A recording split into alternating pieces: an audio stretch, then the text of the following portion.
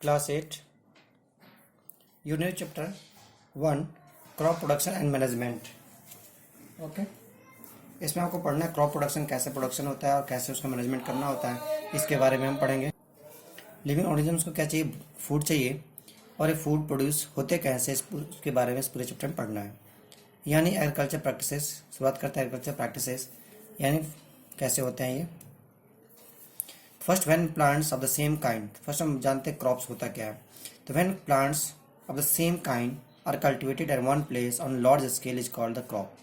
यानी एक ही फसल एक ही प्रकार की एक बड़ी मात्रा में बड़े क्षेत्र में उगाया जाए उसको क्या बोलते हैं, क्रॉप्स बोलते हैं। जैसे एग्जाम्पल क्या है, वीट जब भी उगाया जाता है बड़े क्षेत्र में उगाया जाता है, तो क्या ये वीट क्या क्रॉप है हमारा, वीट है, पैडी है, ये सब क्या है क्रॉप्स हैं। सीरियल्स हैं, वेजिटेबल्स हैं, फ्रूट्स हैं, ये सब किस में आते हैं, क्रॉप्स में आते हैं, जो अलग सीजन्स में उगाए जाते हैं।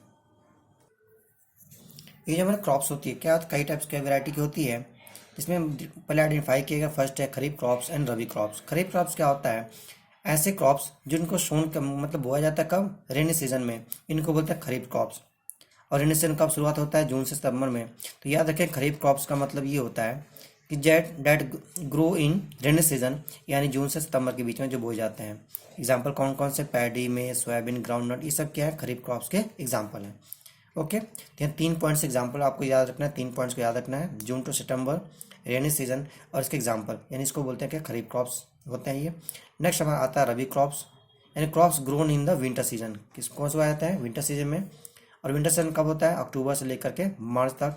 और इसके एग्जाम्पल हमारे आएंगे कौन कौन से, वीट है, ग्राम है, पी, मस्टर्ड एंड लाइनेंड, ये सब क्या है, ये सब क्रॉप्स है जो रबी क्रॉप्स में आते हैं।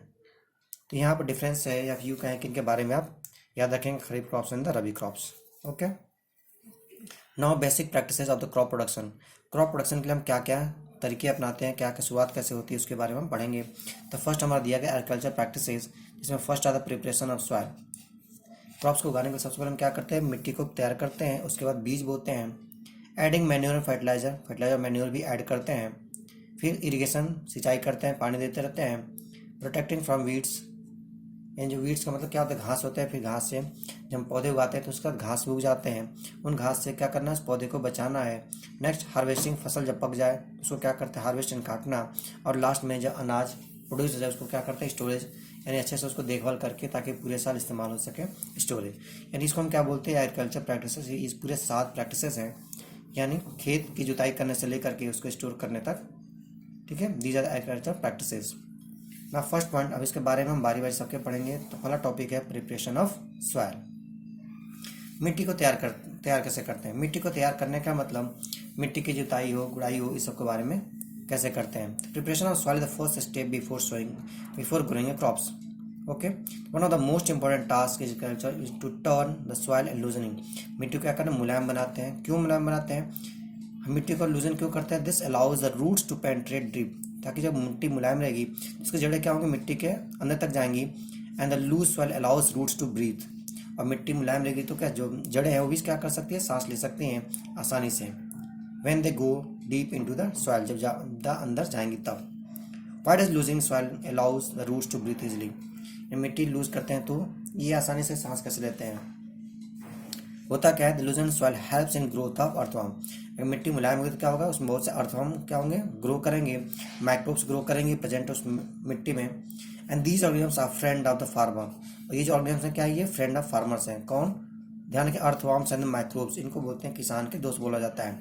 Since they further turn and लूजन the soil, ये भी क्या करती है और मिट्टी को और मुलायम करती, लूज करती हैं। एंड ऐड ह्यूमस, और क्या करती है उस मिट्टी में ह्यूमस को ऐड करते हैं। ह्यूमस का मतलब जो सड़ी गली चीज़ें हैं उसमें ऐड करते हैं, जिससे मिट्टी बहुत उपजाऊ हो जाती है।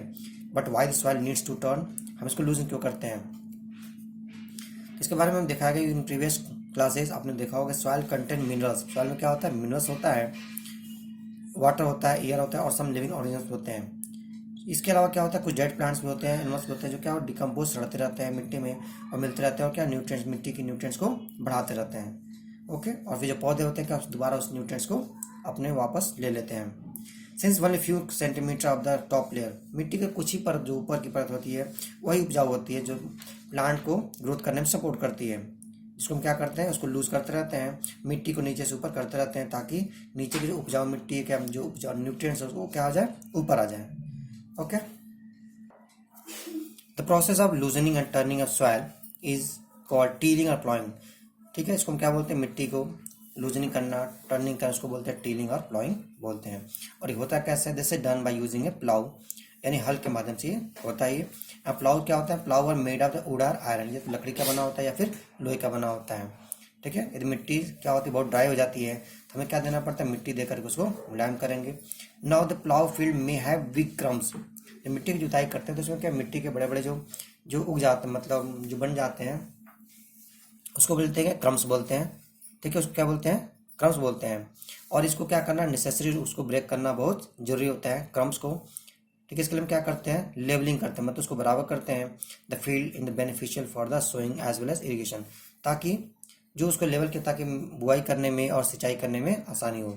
ठीक है, तो इसके लिए क्या करते हैं, लेवलिंग करने के लिए हम किसका इस्तेमाल करते हैं, लेवलर का इस्तेमाल करते हैं। समटाइम्स कभी कभी क्या करते हैं, मैन्योर भी हम ऐड करते हैं। सॉइल टिलिंग करने से पहले, जुताई करने से पहले हम मैन्योर भी कभी कभी ऐड करते हैं। And this helps in proper mixing of manure and soil. जिससे क्या होता है, मैन्योर और मिक्स सॉइल के एक दूसरे से मिक्स हो जाते हैं। यहाँ तक हमने पढ़ लिया।